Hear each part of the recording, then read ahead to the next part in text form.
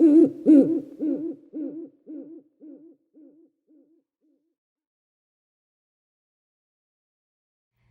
friends, before we start this episode, I just wanted to let you know that here in From Someone Who Gets It, we have raw, vulnerable conversations, and sometimes those conversations can trigger others. I want to let you know that in this season, we touch on suicide, infertility, PTSD, and everything in between. So if those are some subjects that are triggering to you, I just want to let you know that you're heard and you're seen and you're not alone. This podcast is for you, and I hope you join us. Hi everyone, welcome to From Someone Who Gets It, a podcast about life, mental health, and everything in between. I'm your host, Marcela, and this season I'll be sitting down with some of my favorite people having raw, vulnerable conversations about goals, dreams, life, and mental health. Every Monday you can find our episodes on the Cultura Talks channel, and I hope you join in. Hi friends, today we're sitting down with Omar Morell. He is a dentist, real estate investor, father, husband, and we're sitting down and talking about anxiety, his journey with it, my journey with it, and he is giving us some amazing tools to help us not get rid of anxiety, but just live with it a little easier. Hope you tune in. So let's start there. I would love to know, your background in... I know you're a dentist. I know you're a dentist, and I know that you've navigated your way through mental health. Right. So I kind of want to hear a little bit about that and your story. Right. So it started way before dental school. Okay. So probably it was my sophomore year in undergrad. So about 12 years ago now. Okay. I had a panic attack.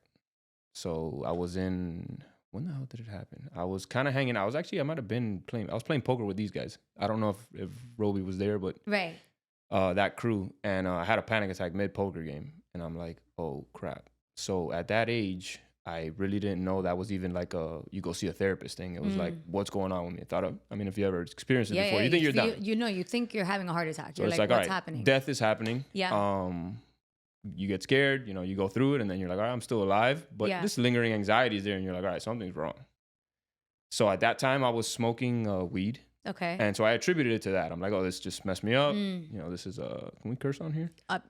Welcome. Okay, cool. But yeah. Oh, yeah. So I was like, this fucked me up. This is not for me. Yeah. Let me just quit it cold turkey. Okay, good. So let's solve that. But the anxiety kind of lingered for a while. So I just kind of white knuckled it. I didn't see a therapist. I didn't see anybody. I'm like, we're just going to grind through it. Gradually, it kept getting better. And I'm like, okay, so this is just something that kind of goes away now. Right. I attributed it straight to weed. I'm like, okay, that's what it was.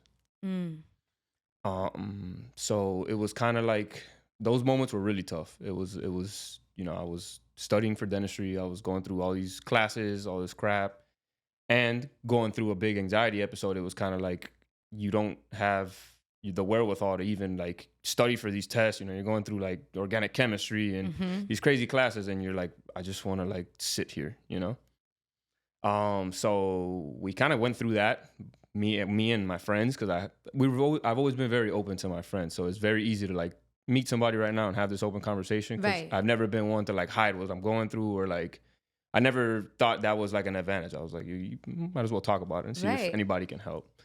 So we got through that. I say we because the support system gets you through things. It's not you on your own. Ooh, amen to that. So yeah, we got through that, and then dental school happened. I was in dental school. Everything was good. I had anxious moments here and there, but I can kind of always attribute it to what it was. Maybe drinking alcohol or stress or something like that. Right. But it never really rocked me. Got it. So I was like, that part of my life is over. Never have to deal with that again. Great, right? Fast forward to, say, about 3 years ago now. It was 2021 maybe, where my life was going great. I started an office. My office was going great. I got into real estate, had some properties. I was expecting my first child. Me and my wife were expecting our first child. So like life was like great. My office was doing well. Financially, it was stable. It was like the best moment in life. And all of a sudden, I'm at work and I have a panic attack. Oh. Terrible time. I'm in the middle of a surgery. So white knuckle through that, finished surgery, patient's done. I didn't have too much of a long day after that. So I'm like, let me just cancel the day, get out of here. Yeah.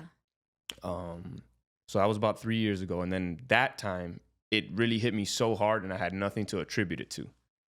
Whereas the other time it was like, it's the weed, so I can stop this and I'll be fine. You had other things to blame before. Right. And you think like, all right, well, I solved the problem. Right. So this time I was like, oh shit, like, what do I do now? So one of my best friends, he's a pharmacist. I kind of reached out to him like, do you think medication is like a good route? And he's like, look, depression medications, those tend to work sometimes. He's like, anxiety, I can't recommend it for you. Because all you're gonna do is you're gonna build a tolerance to it, and then you up the dose, and you're fighting on this thing for the rest of your life. So I'm like, all right, here we go, white knuckle time again. Oof. So I went to go see a therapist this time. I'm like, all right, so I gotta go get help. Let's see what's going on. Like, see if somebody can solve this problem, or at least let me understand myself more, right? So that's what we did. I went to go see a therapist. She was awesome. It was like, I'm like laughing on the inside now because I remember the first session I had with her, I was like peak anxiety, like, yeah, like, and she could tell.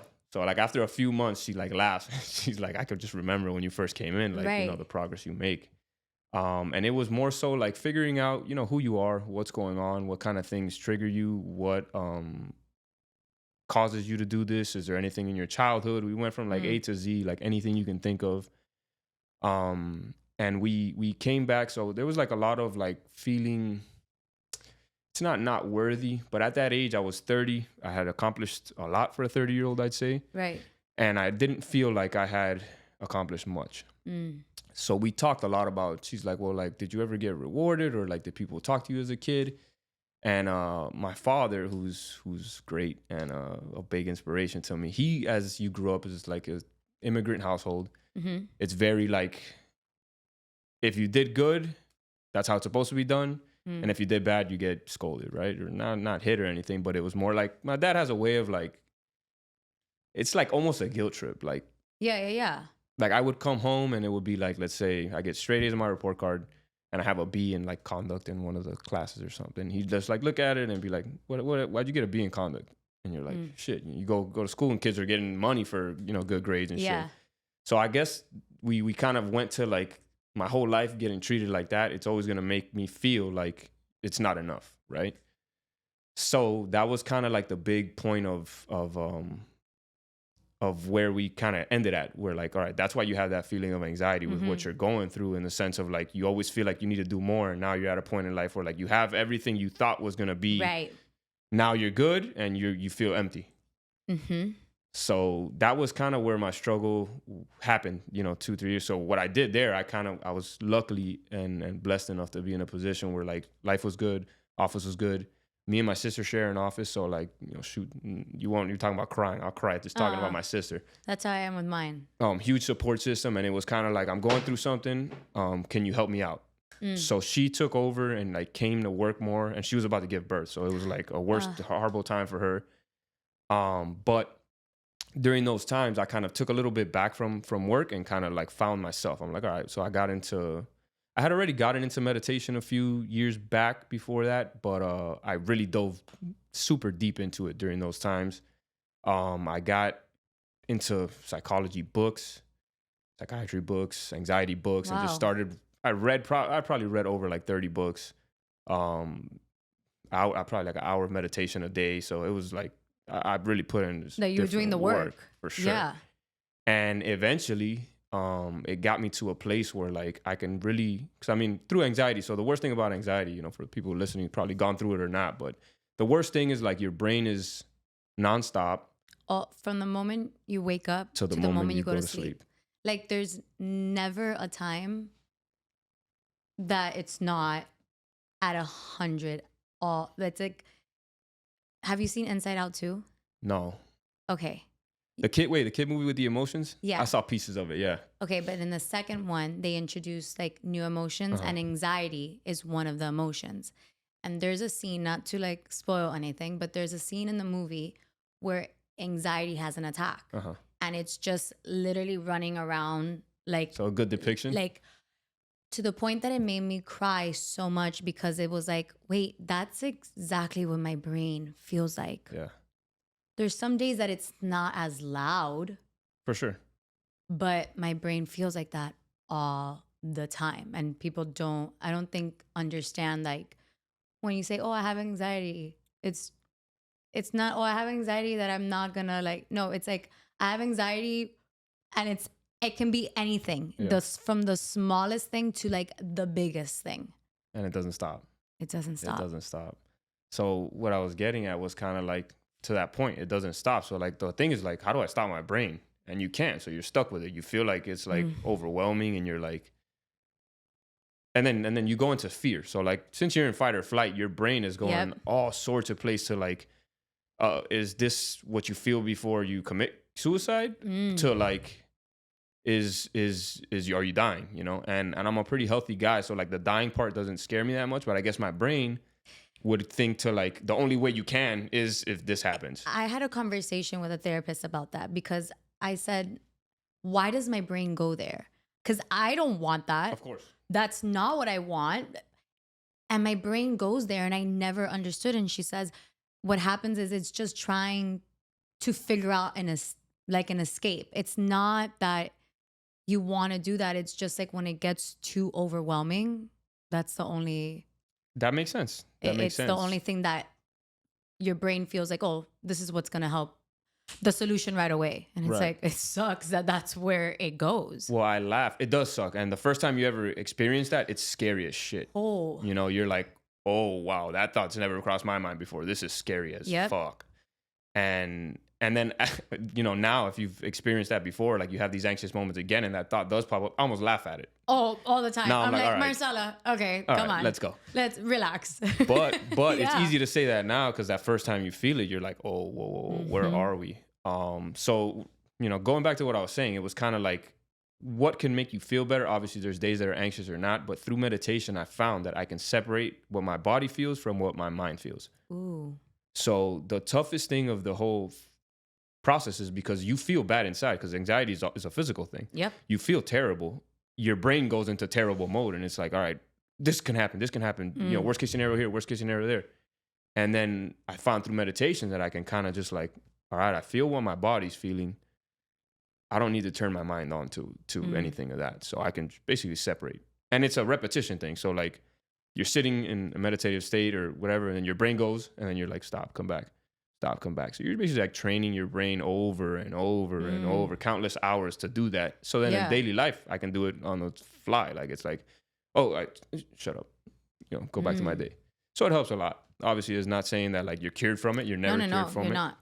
But it definitely helps the process. When you understand your triggers, and I know that people like use that word a lot more than they should now. But I think when you understand your triggers, it's not that they're not triggers anymore. It's just now you know how to approach them and you know what to do to try to avoid not going to a place that causes you a panic attack. Right. And it doesn't work all the time. Oh, no. You'll still go through it. But it's almost like the bad part about anxiety is like, it obviously feels like crap. But the more you deal with it, the easier it gets to deal with because now you know what it is. Right. And it's not that fear of like, I'm dying or like something bad's going to happen. It's just like, all right, body, here we go again. You know, let's do it. Let's go through it. You know, let's fight it. I was it yesterday? Not yesterday. It was the day before. It was Wednesday. I woke up with this like, oh my God. It was like this, like it felt like I had 20-pound like chest, like a weight on my chest. And I'm like, oh, here we go. And I went online and I signed up for a Pilates class because I'm like, okay, I'm going to do a lot of breathing work in there. Let's go and do that. But that doesn't always happen. There's sometimes that I wake up with anxiety and I'm like, oh, we have anxiety today. Okay. Like, and I just ride with the anxiety. And other days I'm able to wake up and say, okay, I'm waking up with this feeling.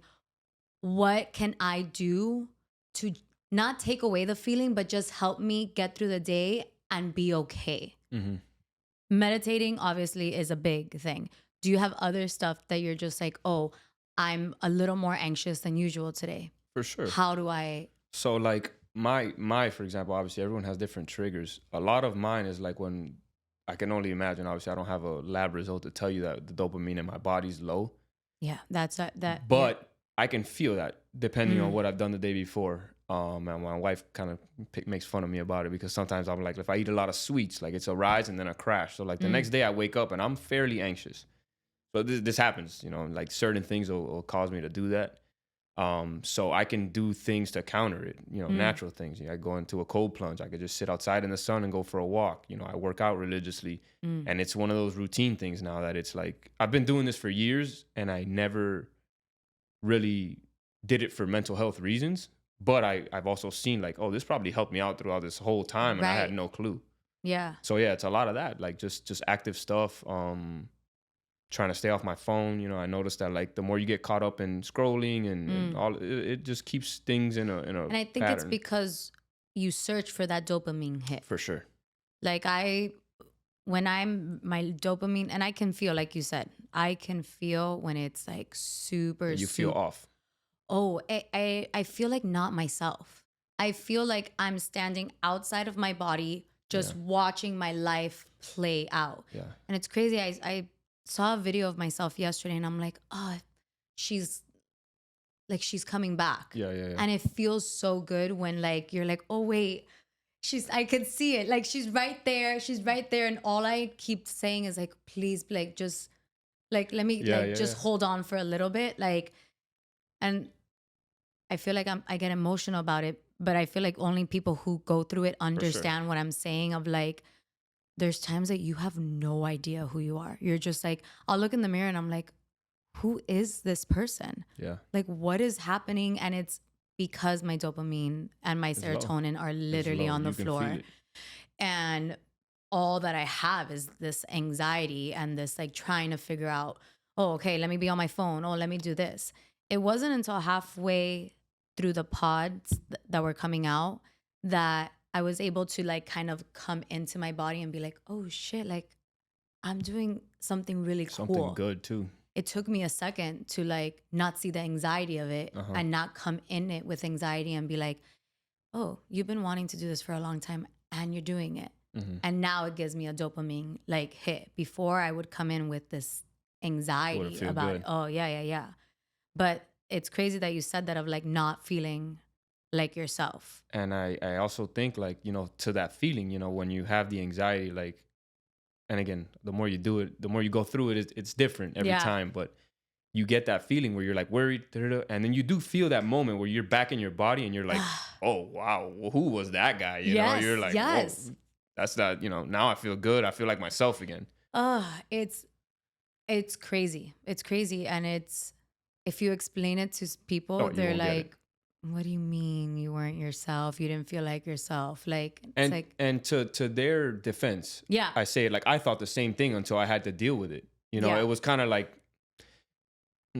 what a pussy mentality, you know, like honestly, be super honest. And I think that guys have a different way of seeing it. And I'm happy that I'm meeting more men that are like, yo, this is what I feel.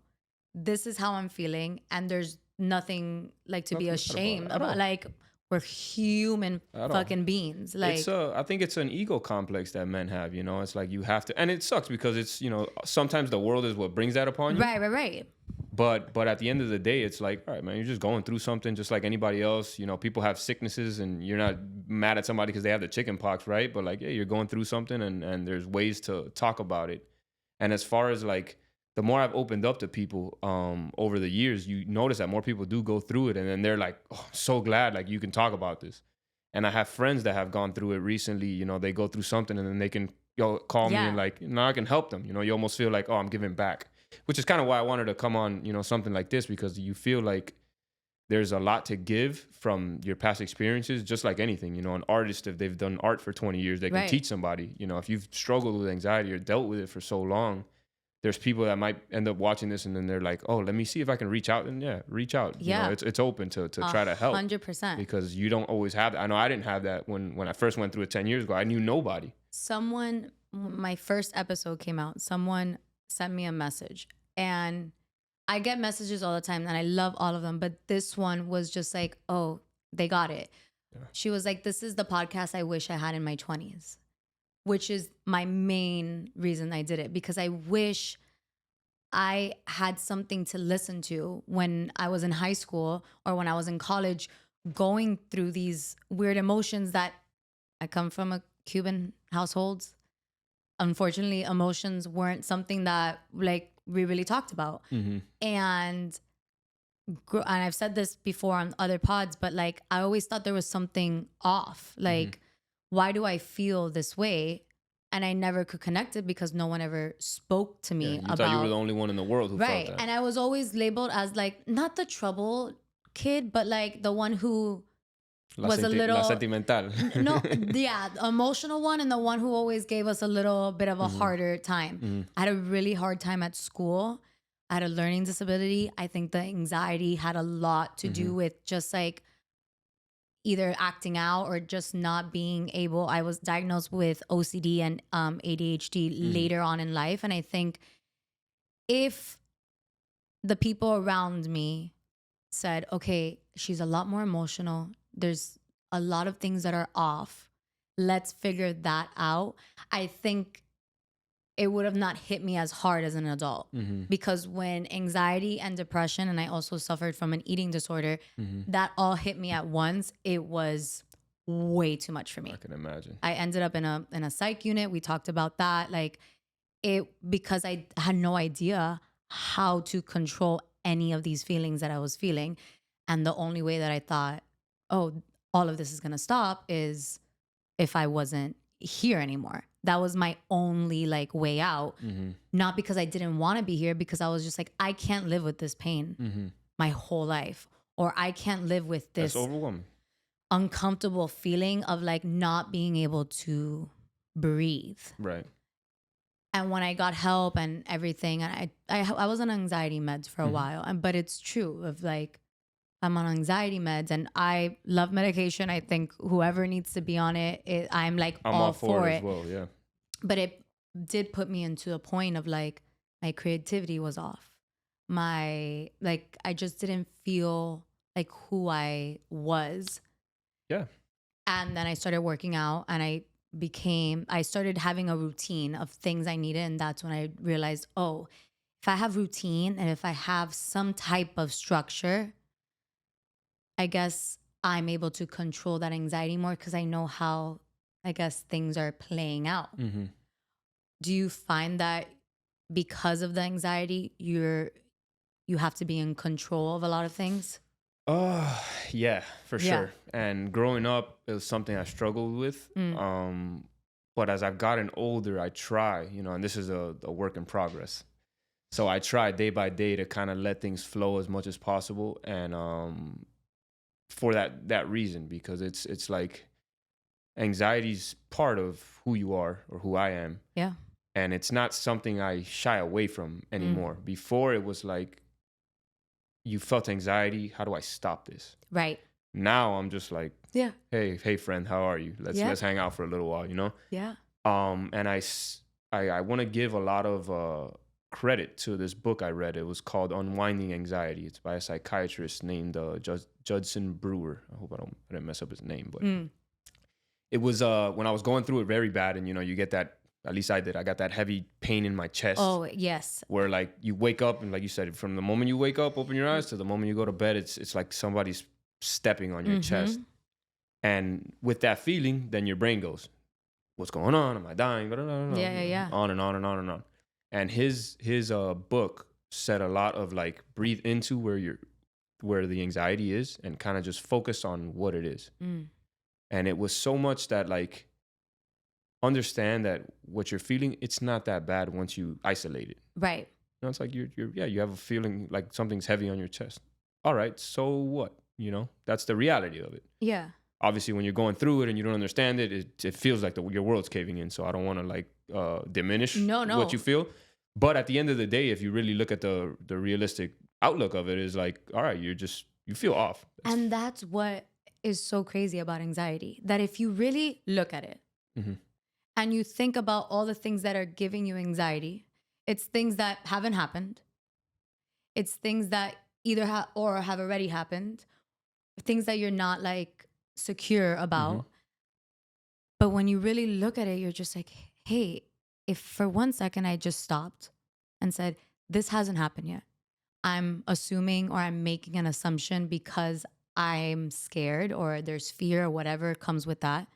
And I just step back and look at it as it's just an issue that we'll cross when we get there, or we don't have to worry about that right now. Again, easier said than done. For sure. Like you don't really learn that until you had multiple and you're like, oh, why did I freak out so Why much? am I You know? panicking again? Like, why did I panic? But that's like, I guess, the curse of it, of like, you understand it now. You understand your triggers, but it still happens. Yeah, and it goes back to what we were saying. Like, it's not something that's ever gonna go away. You just have to find out ways to deal with it, and I think you really have to find ways to welcome it, which is that's how my like narrative of it is now. Yeah. I think that's when you're really as healed as you're possibly gonna be from anxiety. Just welcome it. It sucks. It's gonna be bad, but if you don't, let me go back. This is where I meant to talk about this. So growing up, I played a lot of sports, right? Okay. We had a crazy basketball coach in high school in Southwest. Shout out Coach Moore if he ever sees this. He was very old school, kind of like if you're late 1 minute to practice, you got to run 10 miles. It was like very, old school kind of guy. He ran us hard. And at that point, you feel like this guy's crazy. You're like, you don't understand anything. Now in life, I'm like, bro, he taught me so much. So a lot of what I go through with mental health that I've battled, I always relate to like what happened during sports. So like he made us run cross country before basketball season. Cross country is a sport where you're just running. I think the race is like 3.5 miles or 3.1 miles, but you're training 12, 13 miles. So you're running every day after school, long distances, which sucks. You feel like you can't get through it, but you always do, right? Right. So I relate a lot of anxiety to like exercise. So like when I was going through these deep moments, I would always think back to like, all right, I've gotten through shit I didn't think I could get through before in life, running sprints, like shit where your body feels like you're not gonna make it, but you're like, I can push through it. And I would just say, all right, one more day. And eventually you move the finish line long enough where like, all right, I feel better than I did 3 months ago. Right. So we're trending in the right direction, regardless of if I feel good right now or not. I'm gonna eventually get there. So with anxiety, it's kind of like, I look at it like that. Like if you've gotten through exercise, like exercise sucks, just like anxiety sucks. Sometimes, obviously, I enjoy it now, and people like working out. But like, there's some workouts, maybe if you're running sprints, I don't think anybody really enjoys running sprints. Yeah, no, it sucks. You feel like it sucks, but at the end, you'll be okay. And that's kind of like what panic attack feels like to me now, or like anxious episodes or anything like that. I'm just like, all right, it sucks, but welcome. Let's get through it, and we're gonna be here again. And let me ask you, because I know I have some like weeks that my anxiety is really high, and it puts me in like I can't do anything. Like I'm in a paralyzed like state. kind of state of everything is overwhelming, like everything.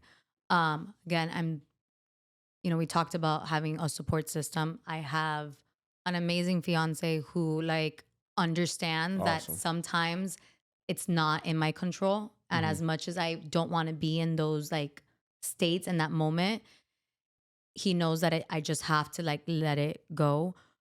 And then I have times that my anxiety is high, but I'm still able to Be productive and live life. Do you find yourself or do you not even allow yourself to get to that point anymore? So the only times I ever felt like this is too much, like I can't do anything, was when 10 years ago when I first had my first panic attack, and 3 years ago when I had my second one. Got it. Second big one. Little panic attacks here and there. But a few months ago, I had a panic attack, like early October, maybe last month. And it was just like, all right, here we are. It was a pretty big one. It lingered for a few, but no, now I don't even welcome the thought of you're not going to do something today. Like, get routine, go in, wake up, work out, regardless if you're anxious. Like, I'm just getting through these things, check them off the list. And even if I am anxious, I can separate my mind from my body. And I'm like, well, I'm just going to have an anxious day, but I can manage to stay productive and do whatever I need to get done. Now, I'm asking this because it's what happens to me of when I feel like I'm at my highest, even if I have anxiety, that's when I'm like, okay, hey, welcome. You can hang out for a second, but your highest in what sense? What do you mean? Like, I feel just in life, like my highest power. So like if I'm working, I'm an actress. So if I have a gig, or now that like in any aspect, if I feel good with myself mentally and physically and everything in between, then the anxiety like comes on for the ride.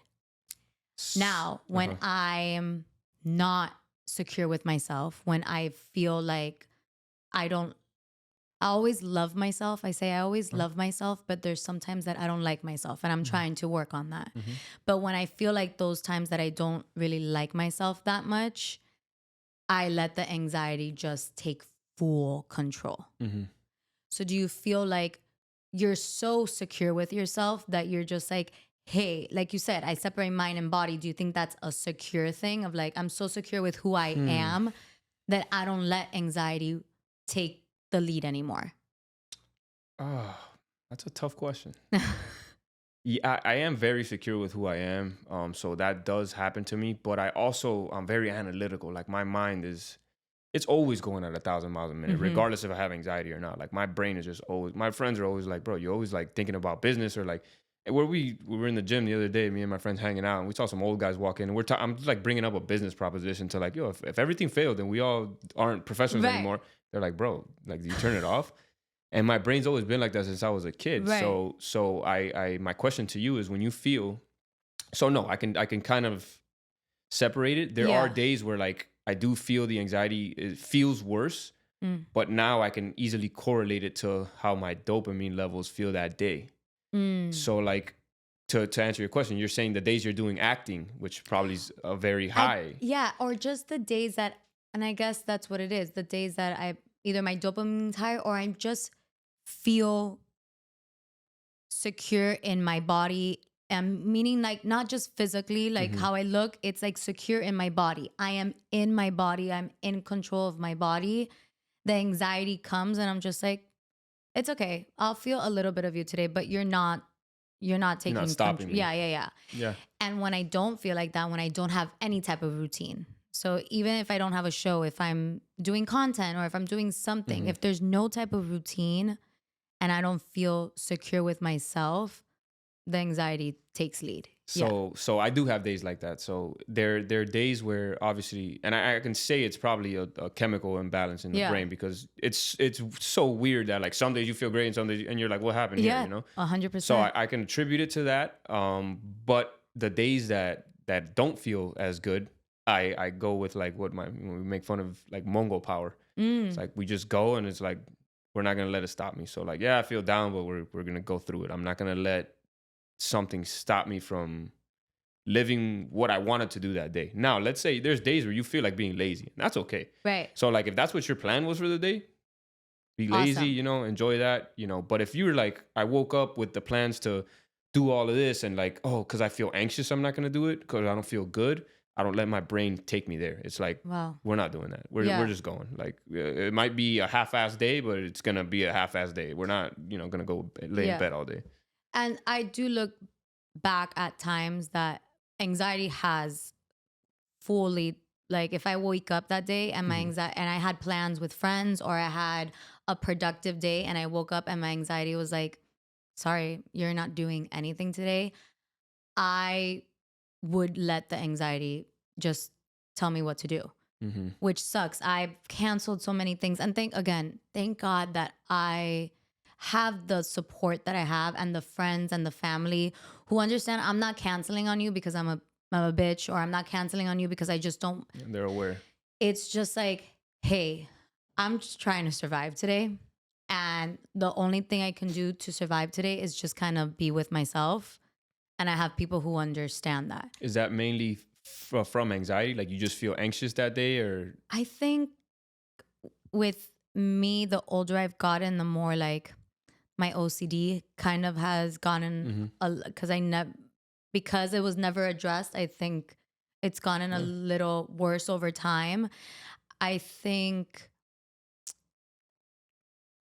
I used to let it make a lot of decisions of like, I can't do this today. I can't talk to anyone. Like I'll go MIA. If my anxiety or anything is like super heavy, I'll go MIA for like a week. And then I'll come back and I'm like, hey guys, sorry. I'm back. I feel better. I feel better. Mm-hmm.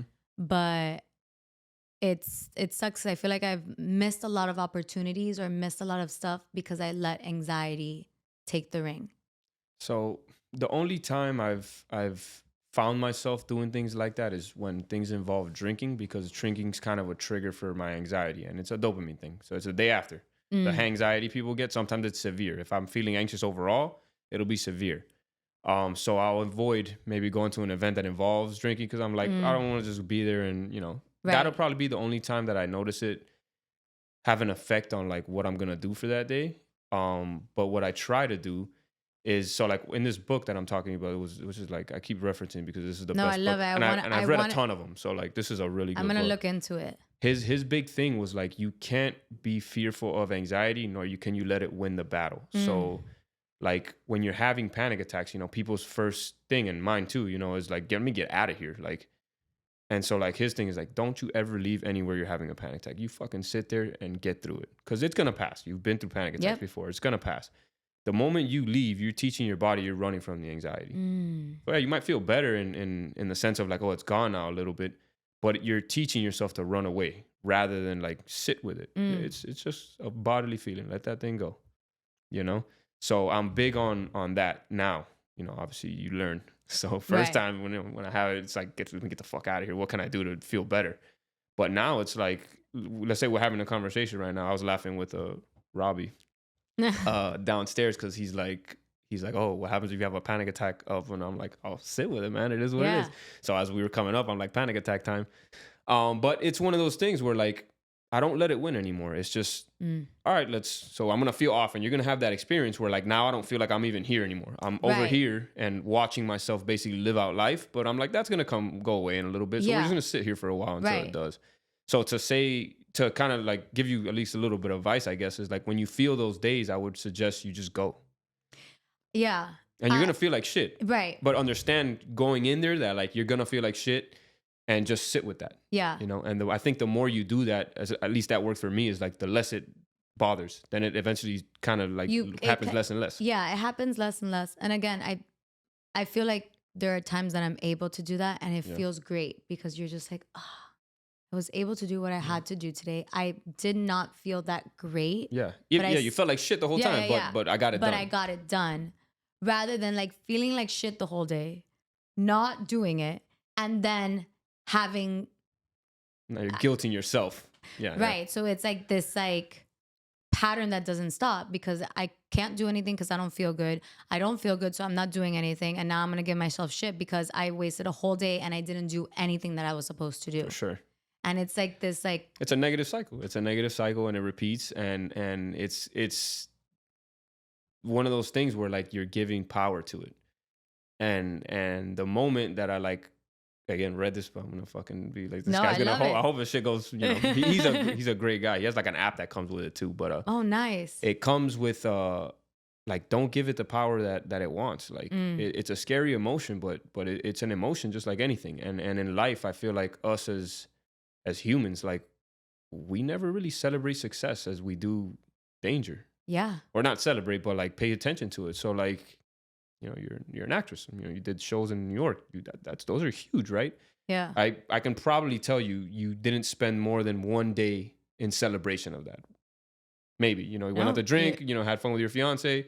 We had great, but on to the next thing, right? We're always looking for that search. But if you have a panic attack, you're like weeks of like, oh, my life, what's going on right now? But like, you can argue that the thing you succeeded in is probably way better than the bad, right? But we just don't pay attention to it. So it's kind of like you have to also take time to like just celebrate your wins, and like really celebrate your wins. No, like I told you, I guess because the anxiety was so high, I had a lot of things going on, things that I asked for. Right, things you I wanted. saw a quote the other day that said, "You can't cry that you have a lot on your plate when all you were asking for was to eat." I mean, I'm going to cry a little bit. It's going to happen. I'm a Pisces. I'm going to cry. But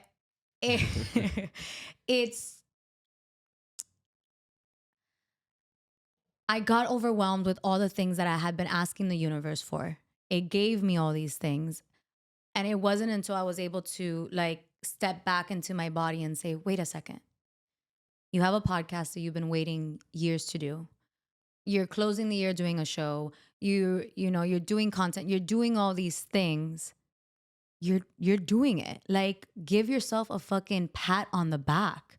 Like, it doesn't always have to be like survival mode. It doesn't always have to be like go. Like, sure. okay, what's the next thing? What's the next thing? I can't sell it. No, like you said, take a second and be like, look at all the things that you're doing, even if it's like a tiny win. Mm-hmm. Because then I feel, again, the anxiety never goes away, but it's just like, oh shit, I am You're okay. living in the present. Yeah, like I'm good. Like, I'm living in the present. I'm not worried about like what's coming and I have no control over. Mm-hmm. And I think that's when my anxiety lets me be me. When I'm thinking about like, fuck, what's gonna happen next month or in 2025, and yeah, of course you're fucking gonna have an anxiety attack, girl. You're like, thinking too much. Yeah. You're thinking too much, which is easier said than done, obviously. right. I want to talk. You're a dad Yeah, of two of two little boys. two boys. Two boys. One's Mason's 2 years old, and Jace is 10, 11 months old. He turns a year old in January. Wow. So 11 months. Anxiety and fatherhood.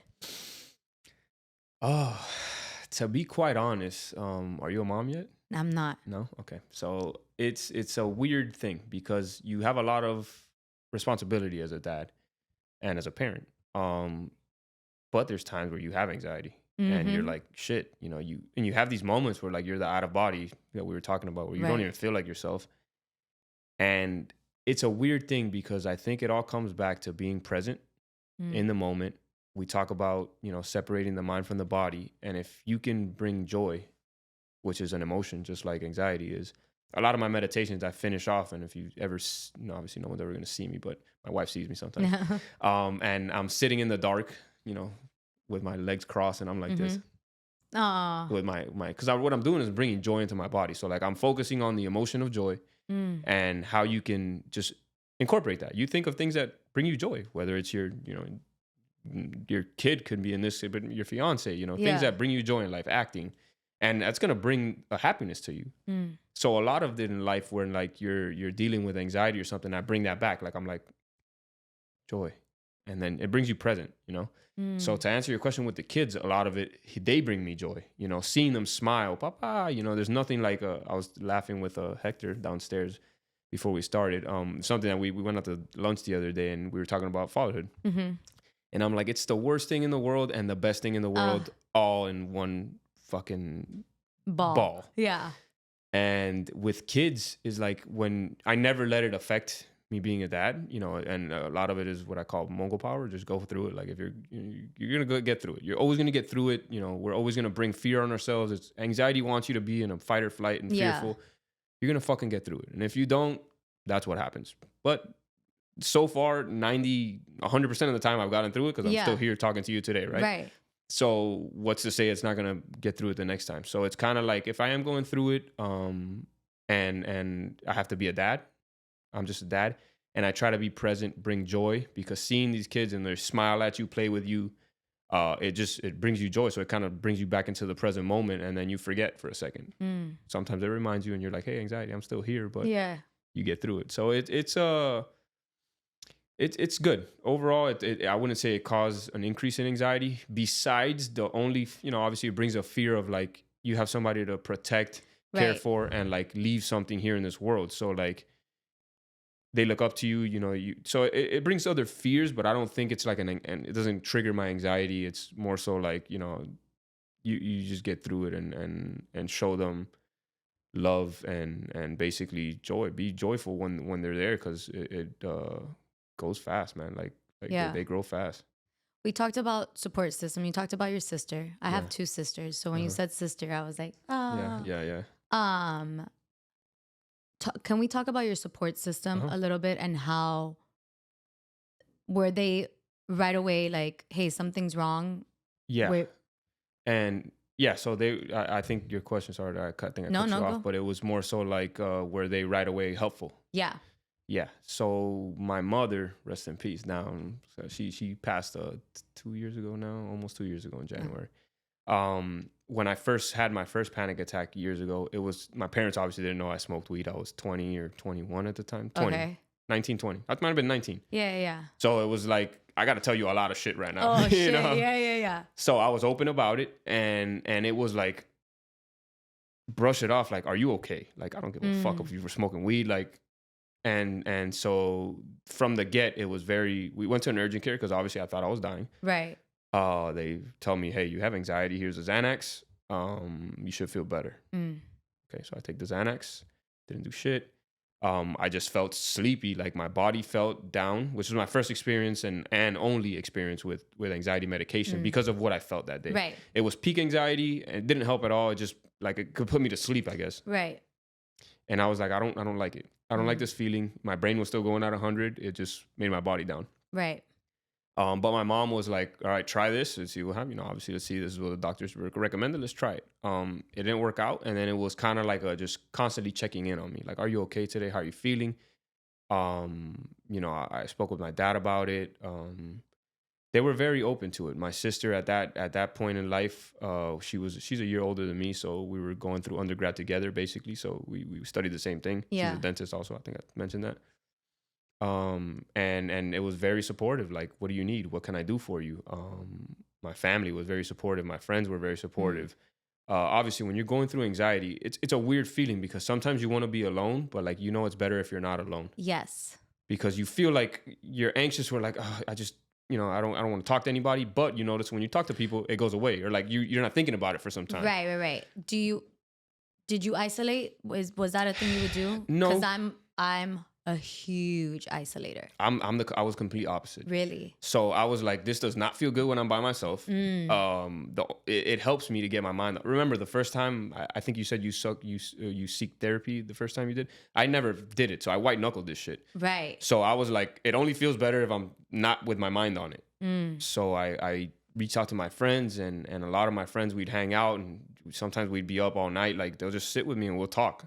Hey, how you doing today? You know, you feeling good? What's going on? And with that, we helped, I guess. Like, the more you talk about anxiety, which is another thing. Like, you go through therapy. Now that I've been through it, and I'm going all over the place with this conversation, but no, you're good.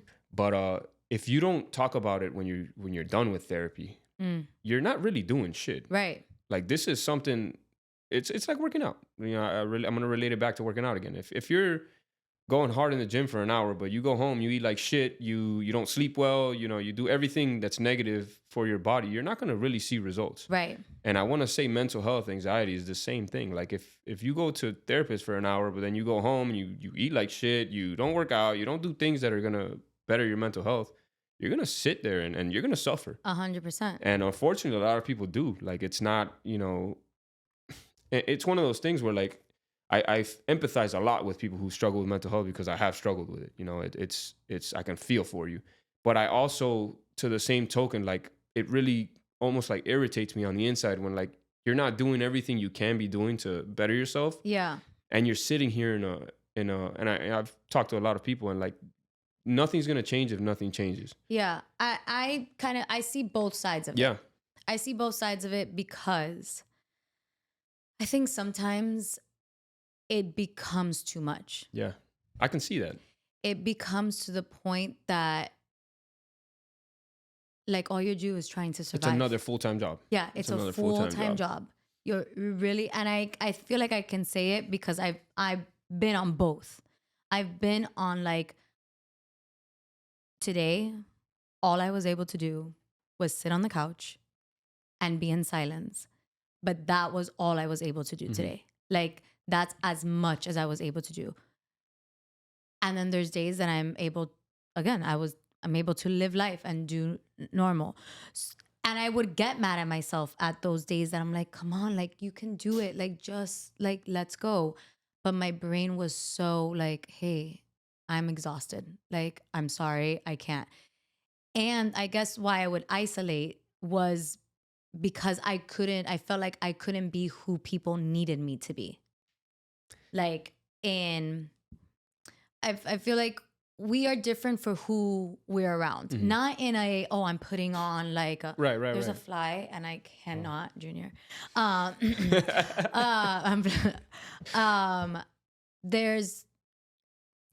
we put on different masks, and not in a bad way. It's just like you are who you need, like who those people need you to be. Everyone has roles. And roles in every situation. And I would find that, like, if I can't be that person, I'd rather just not show up. I'd rather just not show up, because I'm not going to give you I'm going to give you the person that I don't really want anyone to see, which is the person who struggles. That's a struggle itself. Yeah. Yeah. I dealt with a lot of that on my recent panic attack, the one that was 3 years ago that I got bad, my anxiety. And it was because a lot of people counted on me at that point. You know, I'm running an office. I got all this real estate stuff going on. We had just gotten married. We were getting a house. There was a lot of shit going on at the same time. And I struggled with that. Like, I feel like so many people depend on me. Everything's counting on me. And it does make you feel worse, because you don't feel like yourself, and you're like, oh, fuck, my world's crumbling, and I'm in the bottom of this fucking pile. And through therapy, thankfully, I eventually went to therapy, because it did help me a lot. She was kind of like, it's okay to need help. Like one day just sat me down. She's like, it's okay to need help, right? Yeah. And I was like, she's like, you have so much going on where you're like the center of even my friend group. A lot of people come, like, ask me for advice, ask me for help. I've done a lot of things that at a faster rate than my friend group, my best friends that are like my brothers have done. So it's like, how'd you get the office going, your business, all these things which I thought were my key to happiness, right? Right. I kind of like did it all within, I graduated, opened an office right away. I, got some properties. I started real estate, but by the time I was 30 and this happened, I had like lived a full life. Right. And then, sorry, I got lost in the train of thought. No, you're good. But it was back to the therapy thing. She was like, it's okay to need help. And all these things that you've done, this is kind of why you feel like, she's like, you kind of did everything that like most people are going to strive for years, maybe till like they're 50, 55. She's like, I feel like I'm sitting here talking to somebody she'd laugh a lot of times. She's like, the fact that you're 30 years old is like, it's funny to me. Yeah. And you're having these thoughts of like a 50-year-old man who's, and she's like, it happens like it's a success, and you celebrated none of it. And you're here like, I need help now. And she was like, it's okay to need help. And one of those sessions, it really clicked for me, because usually it's okay to need help, whatever. Yeah. Keep going through it. But one day I'm like, man, you know what? It is okay to fucking need help. And thankfully I was already getting help, but I had never really like verbalized it to myself where like, like I said, my wife, huge support. When I first was having these anxiety attacks, shout out my wife, we would go on walks, because walks help with anxiety, right? So I'm talking about 5-mile walks. This is not, a walk around the block. Right. Like I'm like, babe, I need to like go, and she would be there with me. We'll walk and fucking walk and walk. And that was before I read the book, because what am I doing? I'm avoiding the anxiety. I'm running. So like you start going, like some of the things I used to do that made me feel better, I stopped doing, because I realized I'm trying to avoid it. Right. But the support system was just fucking huge. It's like, I really feel for people who have no one to either turn to, talk to, or just be able to be open with, because if you're dealing with these things and no one knows about it, your fucking world is crumbling and you have no idea. Yeah, and it's hard. And I think also like having a support system that understands how you deal with it. Yeah, that's huge. Because when I isolate and I go MIA, no one gets mad.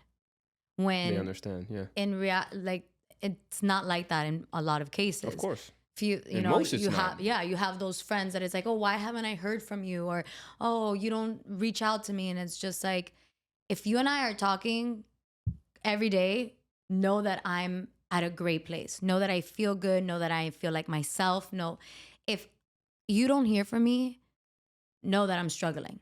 Like, because I'm struggling to like figure out who's this person that I'm dealing with? Why am I dealing with all this? And how can I just get through the day?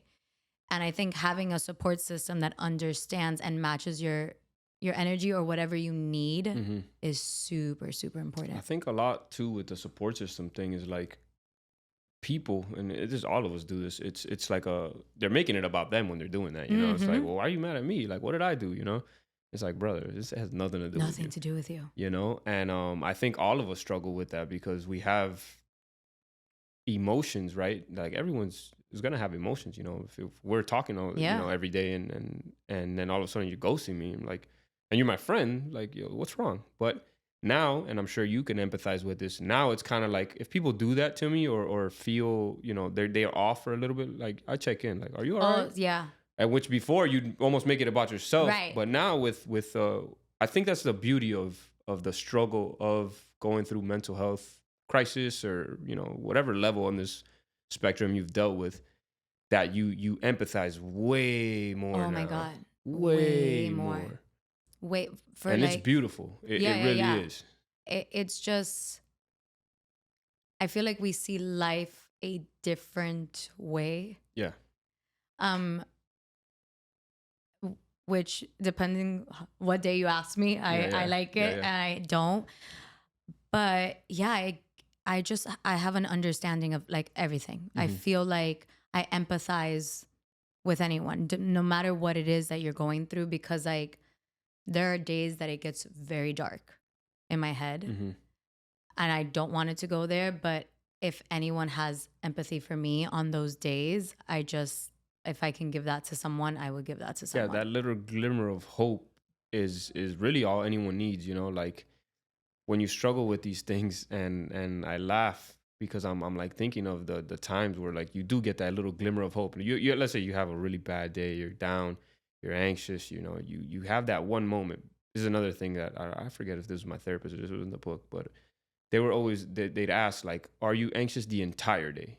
And you're like, yeah, I'm fucking anxious the entire day. But then they're like, no. Like, are you really fucking anxious every minute, every second of the entire day? And we both know you're not. Right. It's not it might feel like it, you know, it feels like it's the entire day, but there's little snippets. It might be 10 seconds, it might be a minute, it might be 30 minutes of the day where you do feel, oh man, I'm back, or like I'm close to being back, I feel good. And it's kind of like those little moments are the hope that you're talking about. And that goes back to what we're saying. Like if you're talking to somebody who's going through something, or like you're checking in on somebody and they're like, yeah, I am struggling. You can be those 30 seconds or a minute to somebody, and you know that's enough to get you through the day because you have it, you know, you've been at that moment where you're like, oh, fuck, you know, this can get better. They went through it and they got better. So just that little of like, it happened before, why can't I do it, is enough a lot of the times to get somebody till tomorrow, which sometimes that's unfortunately what you need is like, just to wake up again, you know? In Junior's episode, we talked about that question of how are you? Like people don't know how much power that question can have in just turning someone's whole day around. Yeah. And it's not like, oh, how are you? Now we have to get into this deep thing, but it's just like, oh, they saw me for a second.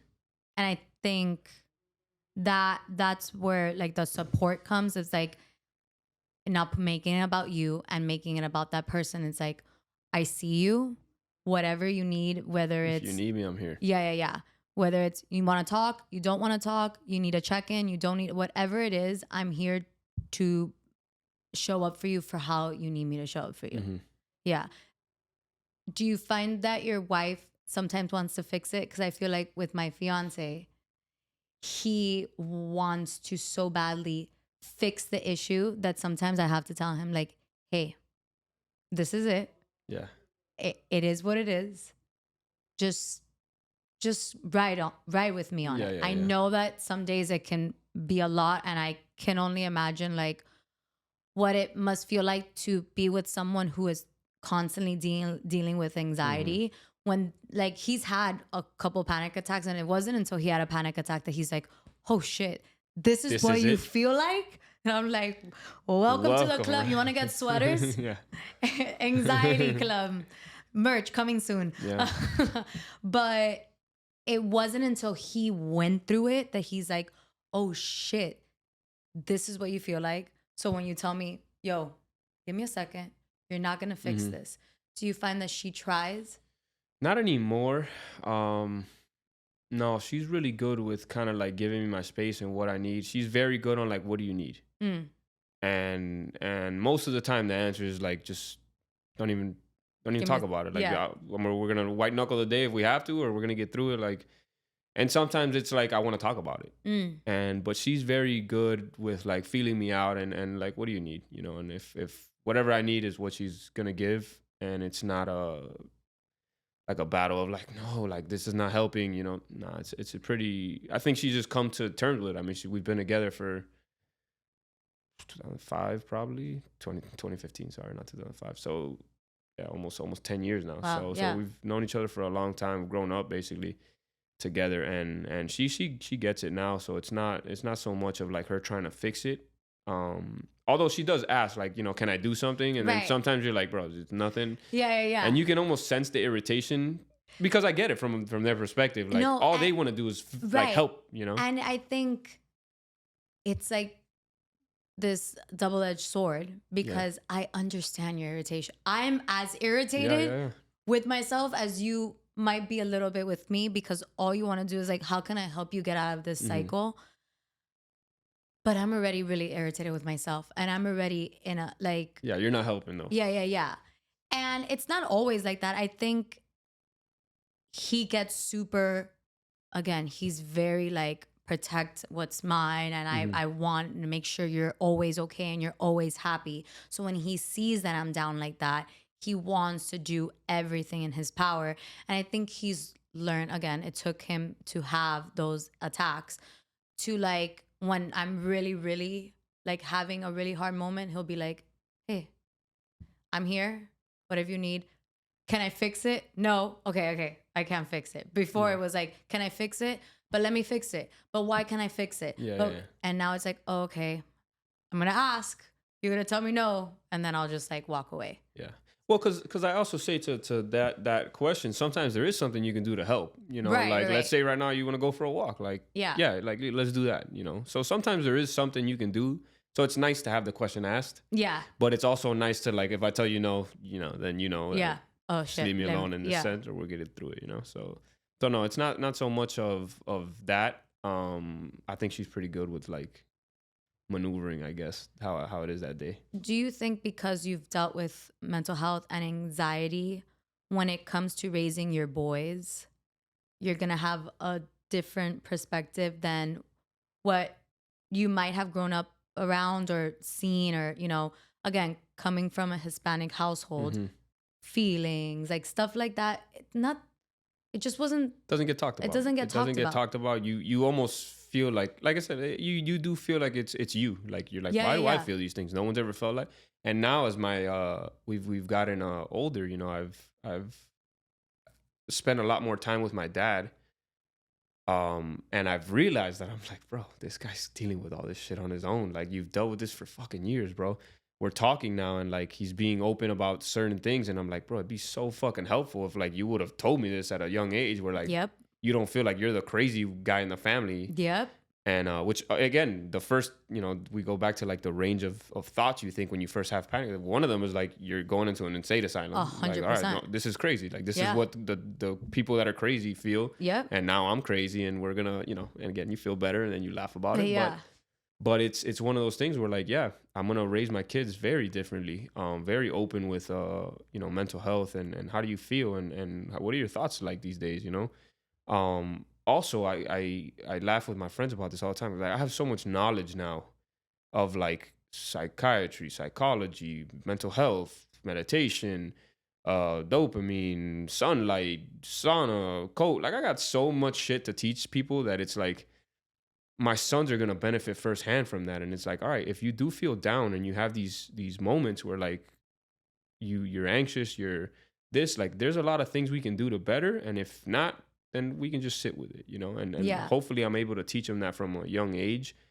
Like I said, you knock on wood, you hope they don't struggle with it. That's the first thing you hope. Right. But if they do, I feel like they have their hero in their eyes, right? Because like, my dad to me is my hero. You know, if he were to have like opened up something like that to me, it's like, oh, if he felt it, then I feel safe. Like, okay. So in their eyes, you know, you're the grandest thing in the world. And if you can get them to know that you're human too, and you feel these things, then they can too feel safe to be like, okay, I'm not crazy. Right. I'm not, you know, all these thoughts that scare the shit out of you when you first experience them, they're not so scary if you're like, well, my dad's talked about this before. Right. This is something that's been heard of from somebody I trust, from somebody I look up to. And it's not like a random, because also you know people go through mental health, but Right. it's not anyone in your close circle. So you're like, this she's probably crazy, you know, or he's probably crazy. You're like, oh, that was the crazy guy, you know, I don't know anybody like that. So that makes me the crazy guy with them, rather than like, oh, all my friends struggled with this or have had episodes.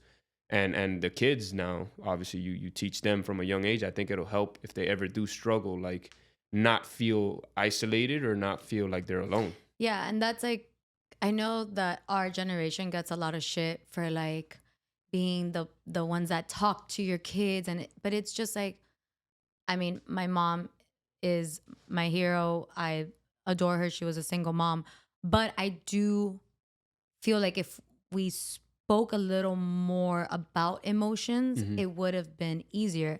And when I think about having kids, I'm like, oh, I like emotions all on the table. You want to like, yes, I want to talk to my kids about these things. I want them to understand that if they wake up one day and they feel a little sad or a little different, that's okay. We all feel that. Like, and it's showing them that it's okay to feel all these range of emotions instead of just having to be happy all the time, because Which you know, I laugh when I talk about, you know, sadness or anxiety, or like people think like you're supposed to be happy all the time. And like, if anybody can tell you with a straight face they're happy 100% of the day, like they have a problem. That's not normal, right? No. Like they'd be the outlier. Like yeah, that's wrong. right. So yeah, that weird, you know, kind of, I guess, goal that we set to ourselves, like this is what I want to feel. Like, bro, that's unreasonable. Like you shouldn't even want to feel that. That's No. something's wrong with you. You're manic. You know, that's not good. You want to feel all these different emotions. And again, it's so foreign to us because it wasn't spoken about, you know, and all households are different, but mainly in a Hispanic household, it doesn't get talked about. It gets like brushed under the rug, and it's like you said, white knuckle it and like keep going and like, oh, there's nothing wrong with you. There's nothing wrong with you. Now, I think it takes a lot to white knuckle it, but also be like, no, I am going through something, but I'm not going to let it. Well, I think at the end of the day, and especially with the kids that we're talking about, you know, how you're going to raise your kids, there's a fine line, because I also think the newer generations, they're a little softer. And, you know, Gen Z, don't come for us. Don't come for me. It's don't. not all of you. Not you guys are getting triggered. It's not you. It's one of those things where like you have to get a fine line where like it is okay, right, to feel these things, but you also shouldn't let it take over you. Right. It might be days that they do, because everyone's gonna have up and down days, and that's okay. Right. But you should never accept that like this is your life. You should never succumb to like, I just have to deal with this and this is bad. You can go through it, feel it, still be a productive person. You're gonna have your ups and downs just like anybody else, and don't pay too much attention to the emotions. One of the, I forgot who it was. I was scrolling Instagram the other day and I saw something. It was a Kobe Bryant quote, but he was talking about, I don't know what the hell he was talking about. I'm gonna butcher this, but his final words were, "What do emotions have to do with it?" And I was like, bro, that's fucking true. Like, a lot of the times in life, like you said, you wake up some days and you're like, oh, I don't feel good. You know, your emotions are down, and I can't do this. I can't, like, what do emotions really have to do with it? You literally can. Like, the I can't doesn't really exist. That's something we all made up in our brains that day that we're not gonna do it. Because literally you can. If somebody's like, here's a gun to your head, can you really get up and go work out? Out the fucking door. I'm out there. But we set these limits on ourselves, and I don't think it's bad that a day or two, or, you know, you can go through these moments and kind of soak in those emotions as well, because it's okay to feel sadness. It's okay to feel down, but you shouldn't let it take over your life. So I think when I'm teaching my kids, it's kind of like that. Like, hey, yeah, these emotions are all on the table. I've gone through this. You know, it's open. If you're ever feeling off, down, you know, that's okay. But at the same time, we're not gonna let any of that defeat us. You know, we're gonna live with it and suck it up, because sometimes you just gotta white knuckle some shit, you know. Yeah. It's and that's okay. That's okay. And that's life of like, That unfortunately it is, right? it is what it is. There's times that it's easy, and there's times that you're just like, wow, this is a fucking storm. But I see that light at the end of the storm, and I know it's gonna get there. It's gonna almost take It me out, passes. but it passes. And then when the next one comes, you're a little more prepared than the first one. Yeah, I think the weather's a great analogy for mental health, you know, like when Yeah. people talk about, you know, storms or something, like sometimes it's a fucking hurricane and Yep. sometimes it's a little sprinkle, Yep. you know, and then sometimes it's a sunny day. Yes. And all of them are okay. And it's like going back to what we were saying, like sometimes it's raining, but you still got to get shit done. You know, Mhm. you might be in a thunderstorm and then sometimes it's a hurricane, which is okay to stay indoors, you know, like it's a great analogy in that sense. Like, but hurricanes don't come too often. Like those real heavy days, if you can be honest with yourself, I think most people I've talked to, so I don't want to speak for everybody because maybe somebody's really going through some shit where you're like every day of your life for months Right. on end, and I don't want to, you know, down talk or downplay that. But most people that I've talked to that struggle with mental health, or you know, it's never that. It's usually 1 or 2 days that's really bad, and then the rest are mundane, and some of them it's a little sprinkling or raining, Yeah. but you can get shit done, and you either choose not to or you white knuckle it and you do it. But yeah, I think it's a great analogy in that case because that's how life is. It's all over the fucking place. That's so true. I wanna end it by asking you, even though I feel like you've given a lot of great advice with how to deal with anxiety, if you can give someone who's watching something like an advice of like how to live with this, what would that be? Let me think of something. I have a lot of advice. I think the first thing I would say is that as much as it feels like your world's caving in, it's not. You're gonna get through it, whether it's today, tomorrow, or the week after. Mm. As time goes on, you will feel better, and it's not because the anxiety goes away. It's because you get used to it. Sort of like working out. The first day you run, it's gonna feel like shit. You know, a week later, you're gonna feel better, and you're gonna be Yeah. able to do it. My second piece of advice would be read that damn book. Yeah. It really, I can't That made stress me, it I don't know enough. why that made me emotional. Sorry. No, it's okay. It's I can't stress enough how much that book helped me. Judson Brewer, Unwinding Anxiety. It really shed a new light on what it is, what it feels like, how to not be scared of it, and welcome it. You're gonna have to welcome anxiety. You're gonna have to welcome tough emotions, and it's okay to get the card that you're dealt with in life. Not all of us have to struggle with this, Mm-hmm. and that's fucking okay. You know, you have it and have to deal with it, and it's not something that's gonna end your life or sidetrack it if you don't let it. Yeah. Yeah, that's workout, guys, Workout. read a Find book. whatever workout works for you. Yeah. You need to stimulate your body so you can stimulate your mind. But yeah, I think that's my advice, and meditation's also been a huge huge help. Yeah. Thank you. Thank you. Thank you for being on. Thank I you. love, it's crazy because when I find people who understand the anxiety and like mind and like understand it and Yeah. know that it takes over, it's just like, oh, okay, I'm not crazy. You understand that feeling. So Where it's also like you feel good to meet people like that, because sometimes and thankfully, you know, now we have social media, we have the internet. right. Like I always talk about this. I'm like, I don't know if it's that people didn't struggle with it nearly as much back in the day, or like people just weren't aware that people struggled with it. Right. So like it must be, you know, for example, this book that I keep raving about, I'm laughing at myself. I found it through, I think it was social media. If I never got that, it wouldn't give me the tools that I have now. And I think this conversation, social media, the openness to speak with it really can help people understand that they're not alone. Yep. This is something that a lot of people go through. It's not that some people, it's a lot of people go through this. And the more open you are about these things, you'll notice that. And the more open you are, the better you'll feel, because you'll understand that you're not alone, and it gets better. Yeah, and I think that's why I strive for these conversations on this pod. It's because, like, if it just helps one person be like, oh shit, okay, I'm not by myself. I'm not crazy. I'm not feeling all the things that you start telling yourself you're feeling.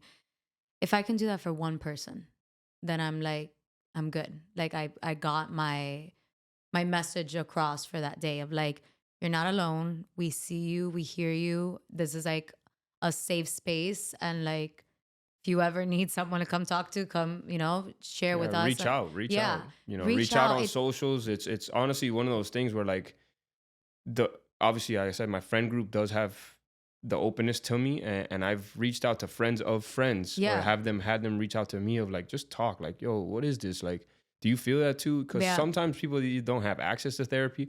They're scared to go to therapy, but they're easily, for whatever reason, down to talk to a stranger, right, and share their experience. And I'm always willing to listen, because like you just said, if I can help one person in my entire life just feel better and understand they're not alone, that shit makes your fucking day, because we've been there. Yep. And when you've had that experience, it's kind of like, bro, thank you so fucking much, So thank you. But yeah, thank you for having me. I appreciate it. Thank you for coming on. Yay, that was great. Good stuff. Wow. Robbie didn't do that for my last one, so I appreciate it.